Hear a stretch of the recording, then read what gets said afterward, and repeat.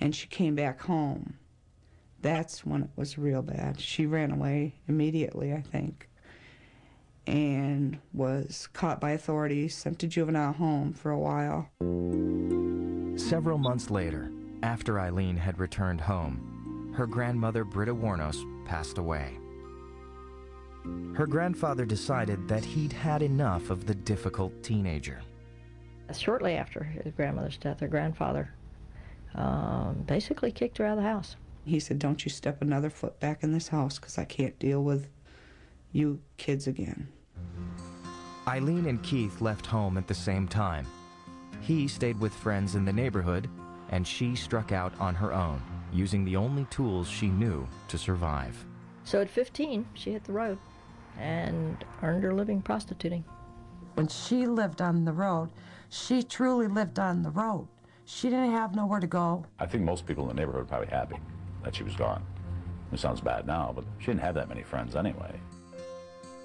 Aileen Wuornos would spend the next 2 decades trying to find a place to call home, even as her life spiraled more and more out of control. In 1971, 15-year-old Aileen Wuornos was kicked out of her grandparents' house in Troy, Michigan. The troubled teenager headed west, hitchhiking on the interstates. Lord, I hit the road at around 16, aimlessly everywhere but going nowhere.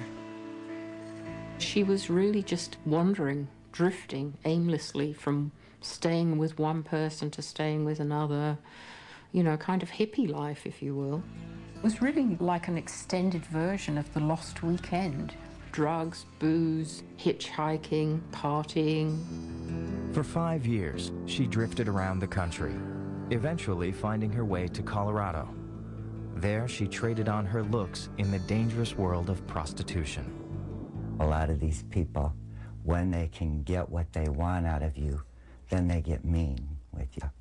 Because that's a rough life, especially being a girl like she was.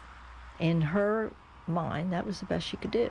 That's what she was good at. That's what she could earn a living at. That was all she could earn a living at. She didn't wear the leather skirts and the mini skirts and the stiletto heels. She wore shorts and T-shirts. Aileen's wild ways and explosive temper often got her in trouble with the law. The teenager was arrested for disorderly conduct and wanted for grand larceny. Finally, in early 1976, she settled in Daytona Beach, Florida. I think that the promise of sun and fun is the traditional lure of Florida, and I don't think it was any different for Aileen. She left Michigan because it was so cold on her feet and the hitchhike and stuff, and she went to Florida so she could sleep on the beach and still do her prostitution. I wound up playing the harlot out there and committing adultery, I'm sure, since I went to bed with so many married men, while I thieved and ripped them off, too. Her first year in the Sunshine State was a turbulent one. The 20-year-old received word that her grandfather had been found dead in his garage in Michigan, an apparent suicide. That spring, Aileen abruptly married a 70-year-old retiree named Louis Fell. Aileen met Louis when he picked her up hitchhiking. I had gotten a letter from her when she married that old man. That was so funny. She married him so she wouldn't have to be on the road is all. He was pretty well off, and perhaps it was her best chance of some kind of normal life because he was spending money on her, but she was not able to curtail those outbursts and to behave like a normal person. The marriage ended after only 9 weeks. Louis filed for divorce, claiming Aileen had hit him with his cane when he stopped giving her spending money. And then came the most difficult blow. In July 1976, her brother Keith died of throat cancer. She loved Keith a lot. She was, of course, devastated. He was her ally, and for all the fighting that went on between them, he stood by her. He was loyal to her. Aileen drowned her sorrows in alcohol and went right back to her vagabond lifestyle. She worked the exit ramps up and down the Florida highways, taking on customers wherever she could. That's when I didn't really want to hear from her. because I didn't know where she was going to be next, what she was going to be doing. Could she be dead? In 1978, at the age of 22, Aileen decided she couldn't take any more of her hardscrabble existence. One afternoon, she took a .22 caliber pistol and shot herself in the abdomen. At the hospital, she told doctors it was not the first time she had attempted suicide. She recovered from the gunshot wound, but she received minimal psychological counseling. 3 years later, in May 1981, in a drunken stupor, she robbed this Edgewater, Florida mini-mart at gunpoint. She had had an argument, I guess, with this fellow who she had lived with for about a year.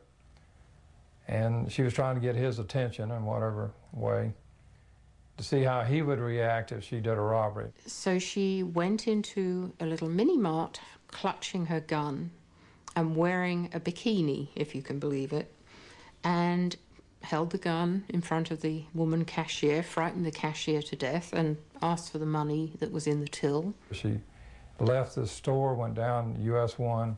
A car she was in, an old car, overheated, and that's why she stopped. And by then, they had a description out on her, and the police were everywhere, and they picked her up. Aileen pleaded guilty to robbery with a weapon and was sentenced to 3 years in prison. She spent her time reading the Bible, complaining about being shut in with lesbian inmates, and waiting to get back together with her boyfriend. Upon her release in 1983, the 27-year-old returned to a life of alcohol, hitchhiking, and prostitution. It was a life not many wanted to share. She had this feeling that any relationship with a man was not going to last.